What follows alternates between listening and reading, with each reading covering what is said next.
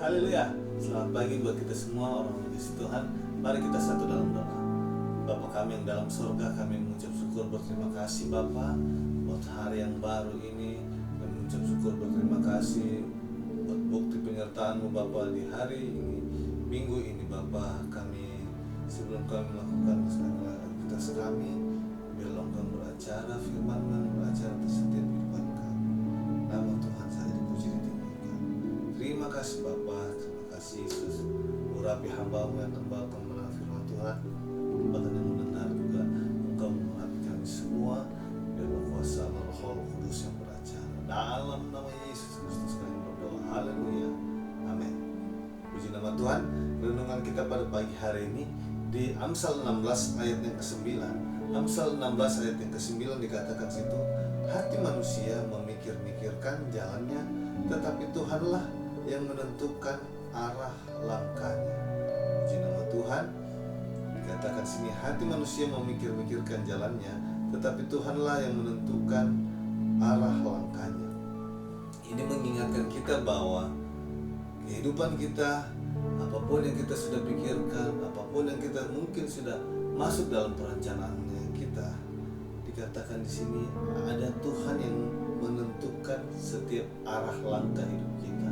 Apapun yang mungkin hari-hari ini kita sudah lakukan, kita sudah rencanakan, memikirkan dalam mungkin kita rasa ini yang terbaik, ini yang, tetapi kita diingatkan bahwa Tuhan yang menentukan arah langkah hidup kita.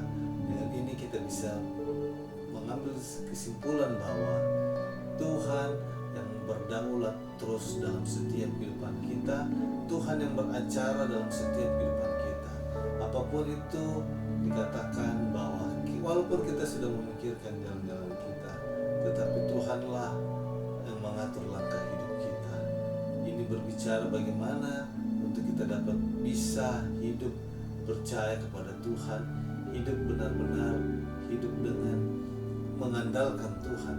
Di Amsal 19 ayat 21 dikatakan situ, banyaklah rancangan di hati manusia, tetapi keputusan Tuhanlah yang terlaksana. Kalau di sini dijelaskan lagi bahwa keputusan Tuhan yang terlaksana. Di dalam hati kita mungkin ada rancangan-rancangan, tetapi keputusan Tuhanlah yang terlaksana. Ini mengingatkan kita bahwa untuk lebih lagi tetap jangan terlalu mengandalkan pengertian kita, caranya kita, karena dikatakan keputusan Tuhanlah yang terlaksana. Mengingatkan kita untuk bagaimana bisa hidup sesuai dengan jalannya Tuhan, hidup dengan apa yang Tuhan atur dalam setiap kehidupan kita.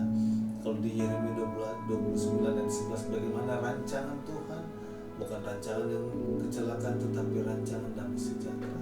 Dan hari-hari ini kadangkala manusia suka tarik menarik dengan rencananya Tuhan, karena mereka selalu berpikir bahwa rencana ini yang paling baik, rencana ini yang tepat buat kehidupan saya.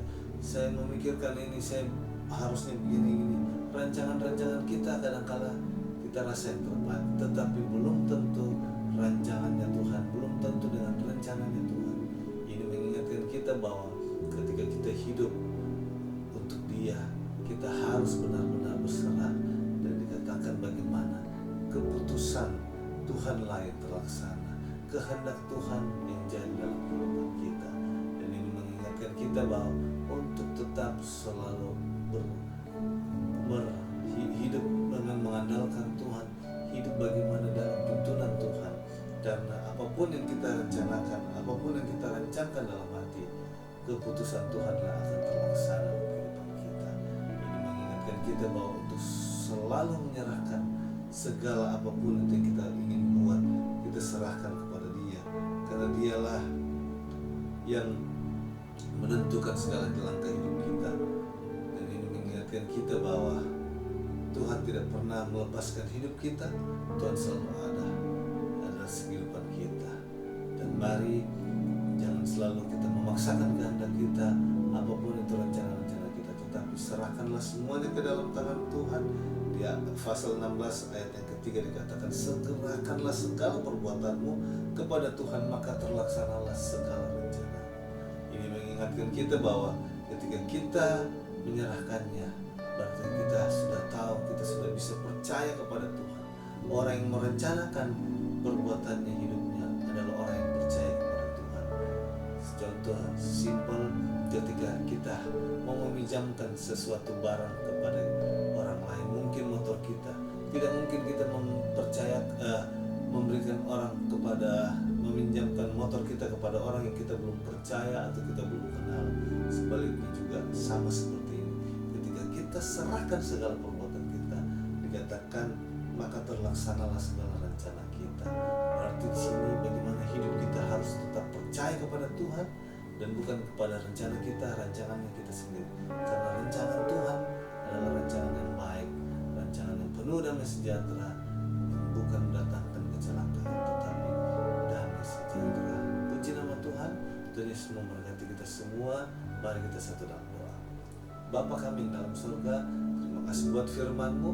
Ajar kami untuk tetap Bapa hidup percaya kepada Engkau, terlebih lagi Bapa menyerahkan segala sesuatunya, bukan dengan kehendak kami sendiri, bukan dengan rencana kami sendiri, rancangan kami, tetapi ajarlah kami untuk bisa hidup benar-benar percaya kepadamu, hidup benar-benar menyerahkan segala sesuatunya dalam tangan Bapa, karena kami tahu ketika kami berserah penuh menyerahkan, Engkau akan melaksanakan itu semua.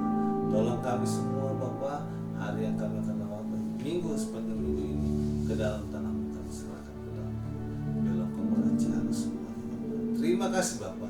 Inilah yang menjadi doa kami, kami balaskan hanya di dalam nama Tuhan Yesus Kristus. Haleluya, haleluya. Amin. Tuhan Yesus memberkati kita semua. Haleluya.